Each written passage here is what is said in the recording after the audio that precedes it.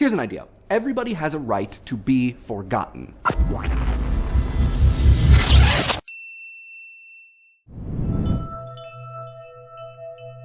Let's say tomorrow you enter and win a hot dog eating contest. You just house the competition. Dog after dog, you are an unstoppable Frank Mangler. People are so impressed they take out their phones, they make videos, everything. And then 10 years from now, after many considered life choices, including becoming a serious vegetarian, you're applying for a job at PETA.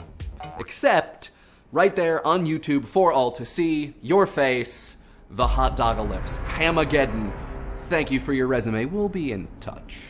Or far more realistically, though hopefully unlikely, let's say you go bankrupt. A bunch of years pass, you get back on your feet, steady job, no debt, feeling good, you want to buy a house. You go to the bank and the lending agent simply Googles your name, bankruptcy. And there you are, years ago, on some public record, fiscal pants around your fiscal ankles. You are a risk, and so, no loan. In both of these situations, the internet's impeccable memory could lead to trouble. But at this point, you might be asking, who is gonna Google really for a loan? The Human Torch was denied a bank loan. Well, let's talk actualities. Mario Castejo Gonzalez from Spain had lots of debt in the 90s, so much so that his house was foreclosed upon. A newspaper then reported on the foreclosure. Castejo Gonzalez paid his debts, and while his financial troubles disappeared, that newspaper report did not. It even got digitized and put on the internet. A simple Google search brought it right up. He asked the newspaper to take it down, and they wouldn't. He asked Google Spain to remove it, and they said that he had to talk to Google US. The whole thing ended up in the Spanish courts, who then took it to the highest EU court, who said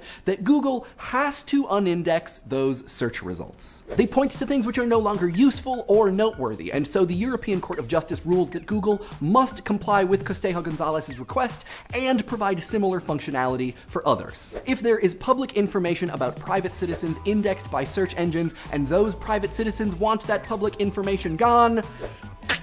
And so begins the discussion of the right to be forgotten. Well, sort of. Much older and not specifically internet French and Italian laws provide what is called a right of oblivion, where a convict can block printing of details regarding their misdeeds after they have paid their debt to society. This emphasis on personal privacy might seem extreme to many Americans, which we'll talk about in a second, but it does have a foot in history. Victor Meyer Schoenberger, the author of Delete, The Virtue of Forgetting in the Digital Age, talked to The New Yorker about how personal information collected innocently by European cities in the early 20th century was used by the Nazis to track people down by religion and ethnicity. He suggests that Europe's past inspires a suspicion towards permanent comprehensive records, that their attitude towards collecting and storing personal data is a careful one. Google's head counsel agrees that this careful attitude is, quote, a European concept, and given that, the right to be forgotten needs limiting, he says. Which it is limited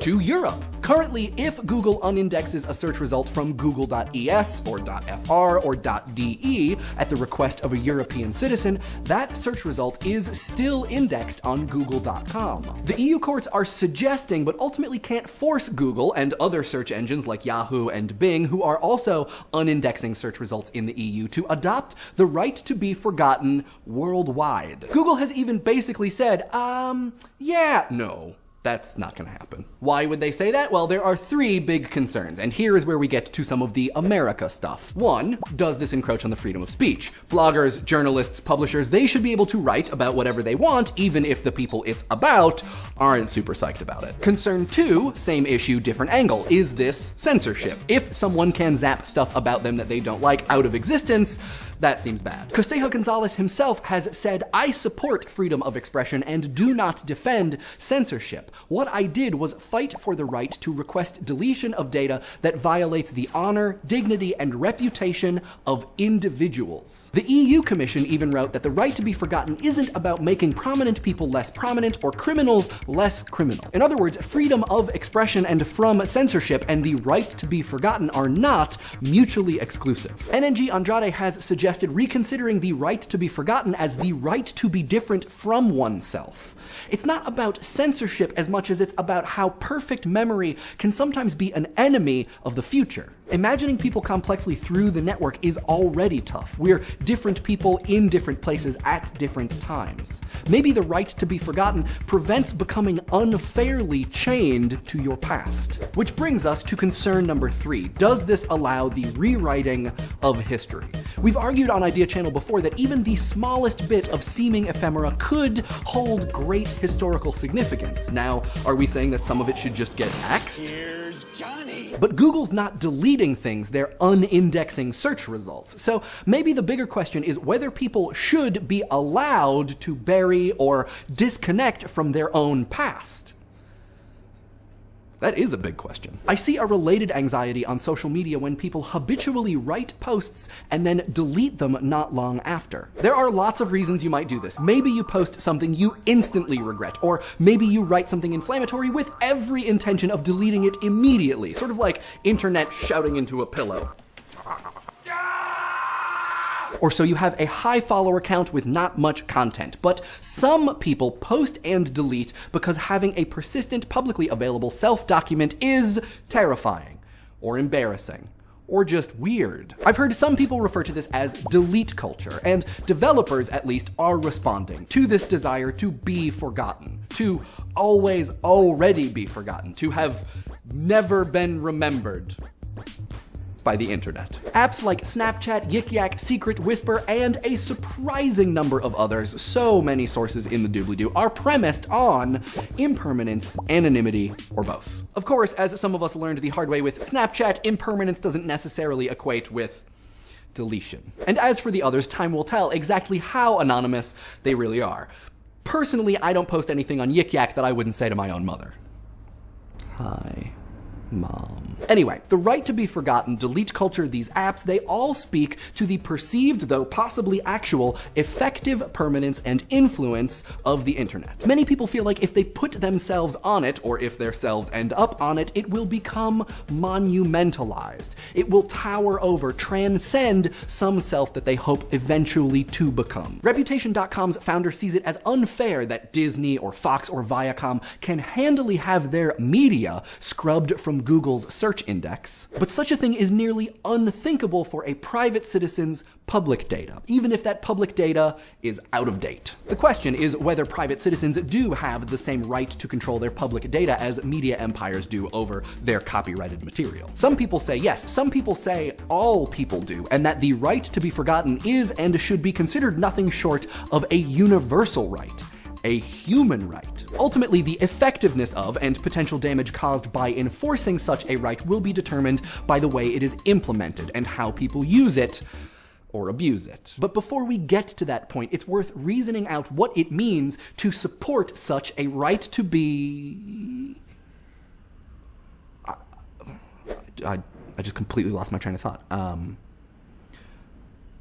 What were we talking about? What do you guys think? Does everyone have a right to be forgotten? Let us know in the comments, and don't forget to subscribe.